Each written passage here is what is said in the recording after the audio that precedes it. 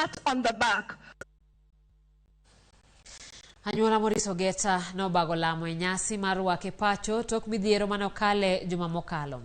Wacho ni jomoko mapok oyangi nodhi Ogeta ma en jarit Raila Odinga seche machuok kapok ne Azimio chako ng'anyo mar ndalo adek. Familia mar Ogeta opuoyo jofwambo kuom menyo lal mare. Ray Polo miyo walere nyasi mane orwako Ogeta e dalagi e gweng' ma Gwena e kar chung' od bura mar Arieda. Maurice Ogeta osebedo jarit ogai mar Azimio One Kenya Alliance Raila Odinga kuom higni buora. Tich adek tarik 19 dwe mar 7 higani, kata obedo ni kweth mar Azimio ne dhi chako ng'anyo mar ndalo adek e juma, Ogeta to ne ok odhi tich. Kata kamano, odiochienge norumo marach ka wachore ni jomoko mapok oyangi nondhiye ma odino ne kuom ndalo adek. Ichich ni joma nondhiye ne nyalo bedo apisas mag piny owacho kata joma ne temo gayo ng'anyo mag Azimio.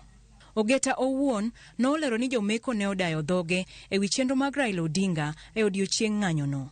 Wach lal mare nomako chuny anyuolane gi buok kod kuyo. Nasayo no onge nikech gik matimore hignigi. Koketi e but ang'e mano sedi jowadwa na ywak madwatho. Nobody has been sleeping since Maurice disappeared from our vicinity. Kane ochopo tarik 22 dwe mar 7, Ogeta noyudi ka wacho ni joma ne omake notweyo wang'e kendo nojwang'e e alwora ma Utawala e boma ma Nairobi. E kindeno gache bende ne okethi. Ndalo 5 tok kane oyude, anyuola Maurice Ogeta norwake pacho gi lamo makende ka gimor kuom yude ka ongima. Shadrach, Meshach and Abednego nodogo chuo kendo gi Daniel e bur sibuoche otimo ng'wono majikone wadog waneno wuodwa.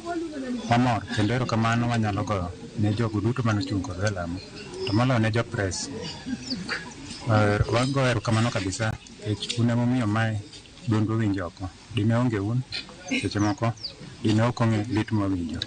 Achiel kachiel ne gimose kod hera e nyasi mane ochakore e kanisa mar Anglican ma St. Philip's Komolo e kar chung' od bura mar Arieda. All Kenyans mong'eya gi ma ok ong'eya mano winjo gima notimre ne lemona. Aparo ni lemo gi emomiyo aduogo kae kapod anyalo wuoyo kendo pod awuotho ema pod omiya ngima. Gikila gitimre ga ok atin an gi higni 53. Asewinjogi, asenenogi. Mamondo aduogo kae ni aduogo wacho wachni en hera mar Nyasaye. Familia mar Ogeta opuoyo jofwambo kuom menyo wach lal mare ka gilero ni mano ne nyalo sundo sirikal mondo ne ni oyude. Tamor gi jofwambo jowadwa mano bide dalana magoye koko mapinye winjo. Apani ukonya maduong' maloyo. Aduoko nero kamano nyadi ng'eny. Nyasi go nochwal nyaka e dala gi Ogeta e gweng' ma Gwena ka giduto ne gimor bedo kanyakla kendo. Ray Polo, Ramogi TV.